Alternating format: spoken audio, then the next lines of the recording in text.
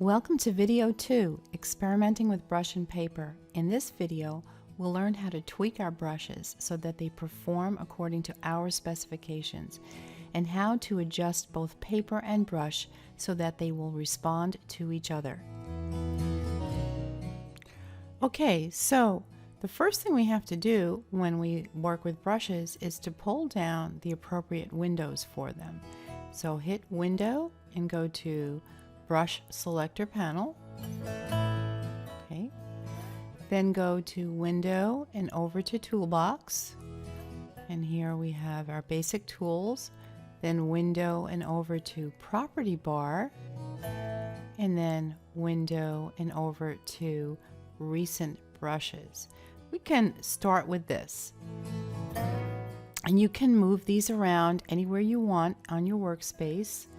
Here is our brush selector panel here, and this has all of your categories that come already installed in Painter. Now, if you click on a category, you're going to get what is called variants, which are different brushes in that one particular category. And I've chosen the chunky oil pastel that we're going to be working with. And we might work with a couple of other brushes, but this is going to be our main one. The first thing I'm going to do, I'm going to hold down the Shift key, and while doing that, I'm going to drag this out onto the screen. And that right away creates a custom palette for you. You can drag out other brushes onto here. Let's say we do a marker, and let's do the flat rendering marker. Holding down the Shift key, I drag this onto this panel, and you can extend it any way you like.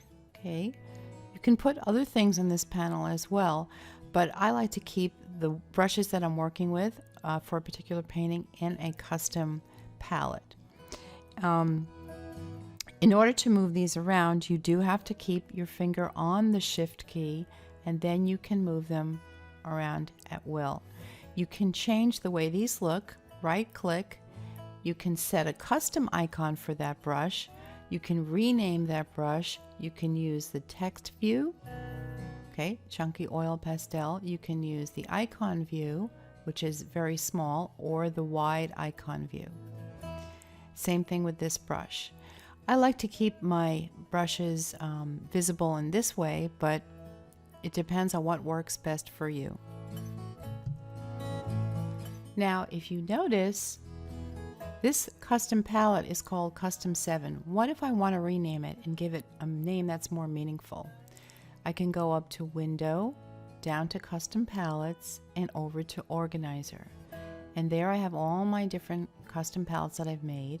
And this is number 7 right here. Click on it, press Rename, and let's name this Landscape Painting.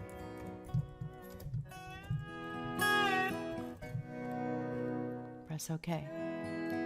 Done. And there we have it. So now anything you drag in here appertaining to your painting will stay in this little palette, and even when you close it, you can find it again. So let's close it.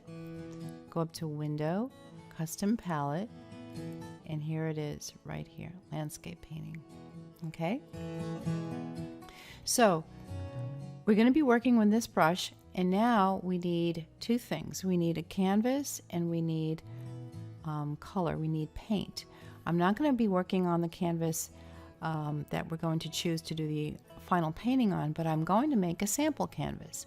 File, New, and here we can again plug in our different sizes. So let's just do 5 inches by 5 inches. Default color will be white. Let's do this. Press OK, and we're staying with our same paper over here.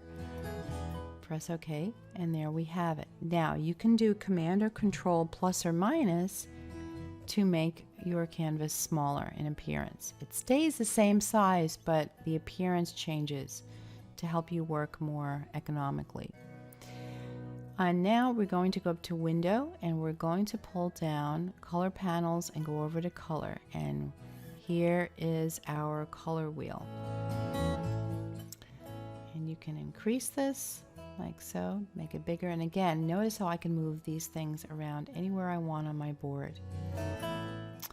Now, if we have a lot of things open, we can do something that's called docking. You can take any panel and swing it over and wait for that little blue active line and drop it. Now you have your brushes and your color wheel right here in one nice, neat little panel. And we can do the same with our brush selector, but I'm going to close it because I'm not going to use any more brushes right now than what we have here. Also, go up to Window and bring down Paper Panels. We want to look at our paper again. Here's our paper. Okay. And I think we are about set.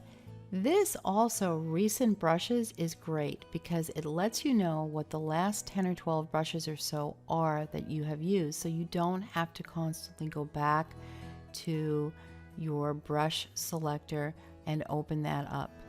Okay, you can do that, but if you want to just go back and remember the last few brushes you've used, you can hit on any single one of these. Let's start in by just playing around with this brush. I want to show you that as you select different brushes, this will change in the brush selector. See, Chunky Oil Pastel. I've chosen in my color wheel a nice bright red, and I'm just gonna start in putting this down. If you've made tweaks and you want to go back to the original brush, just click the reset tool like so. If you want to enlarge your brush, you will hit the Alt or Option key depending on if you're on a Mac or a PC, and the Command or Control key at the same time. Hold that down and then drag your graphics pen on the canvas and it will automatically change size. Again, Alt or Option key and Command or Control. Hold them down. Those are two keys, and then drag your pen. So you do not always have to go up here to change the size of your brush. The property bar up here tells you the basic attributes of this brush: the size, the opacity, how much grain is picked up by the brush from the paper, and how much color is replenished in one stroke. So with a value of lower than 10%, a brush stroke will fade very, very gently. Bleed, how much the brush smears underlying colors. So you can work with all of these to get the brush to do what you want it to do. Now just look at size here. Again, holding down my Alt and Command key, because I'm working on a Mac, and then moving my brush around. If I make it very, very small, you see that it automatically changes. I can go up here and change it manually like so, and I do at times, but you can do that also by just using your keyboard. Another thing, all brushes really can be made into many different variations. This brush can be really fat or really thin, and if I want to manually change the size to something like 1.6, I can get something like this from the same brush. So you can see that this would lend itself to tree branches and foliage. Or if I want to make it really big, I can get something like this. So you can get a lot of mileage out of just one brush. Now I'm going to show you another trick. Let's say you just want to completely eliminate everything on your canvas. Hit Command or Control A, and notice you get these little marching ants. This will select your whole canvas, and then hit Delete or Backspace, and it all goes away. Then B for brush is another shortcut, and you automatically get your brush. There it goes. Now let's try doing something with the grain. So if I increase the grain or increase this number, the brush will show less grain. If I decrease that number, I'll actually get more grain. Okay? If I want to undo any one of these steps, I hit Command or Control Z, which is wonderful. See that? So again, more grain, Gives you a nice thick brush, and then less grain will show the grain of whatever your paper is. Now this is the paper I've chosen.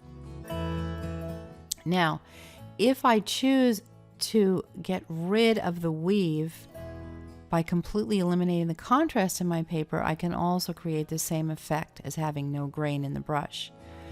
But if I do want to show grain, I definitely have to have contrast in my paper. So no matter what this setting, you must have contrast in your paper if you want the brush to show grain. Now one last item of business. You must always do brush tracking whenever you open up a new brush. Go up to Painter, Preferences, and down to Brush Tracking. This enables Painter to pick up the pressure and tilt of your own hand, and just do a little doodle like that and press OK. The brush will respond to the pressure of your hand. You can also change that, and here I'm doing Command A and then backspace or delete, by going up to brush tracking and then doing a light touch and then a very strong touch. That means when I brush down lightly, I get a lot of texture. If I press down harder, I get a more opaque brush. This enables you to control your strokes much more precisely in your brush work. I would do this for every new brush that you are opening up. For instance, if you then change to this one, you need to do brush tracking again. Here's a summary of some of the shortcuts we've learned in this video. Command or Control Z will give you an undo. You can undo any step. You can also select your entire canvas and press delete or backspace to remove everything. You can resize your brush by dragging your pen across your graphics tablet while holding down the Alt option and Command Control keys at the same time. These are just some of the advantages of digital painting.